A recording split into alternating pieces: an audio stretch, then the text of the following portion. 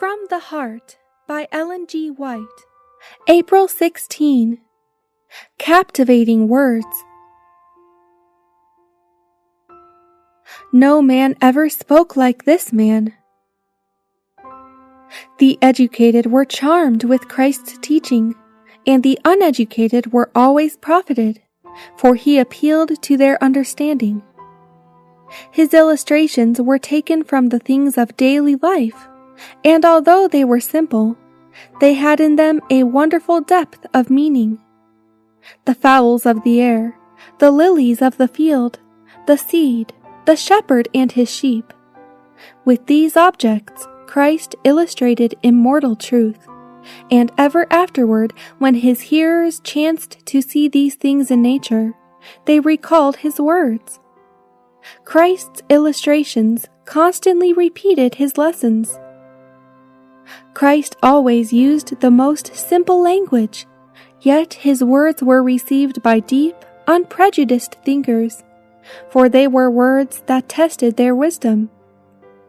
Spiritual things should always be presented in simple language, even though learned men are being addressed, for such are generally ignorant regarding spiritual things. The simplest language is the most eloquent. Christ's words, so comforting and cheering to those that listen to them, are for us today.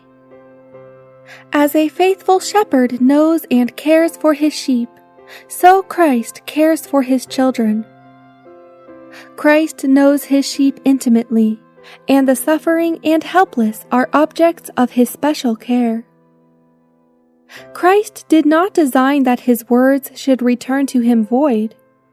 He himself wrote nothing, but the Holy Spirit brought all his words and acts to the remembrance of his disciples, that they might be recorded for our benefit. Christ's instruction was given with the greatest clearness. There was no need for anyone to misunderstand. But the scribes and Pharisees misconstrued and misapplied his words. The utterances which were the bread of life to starving souls were bitterness to the Jewish rulers.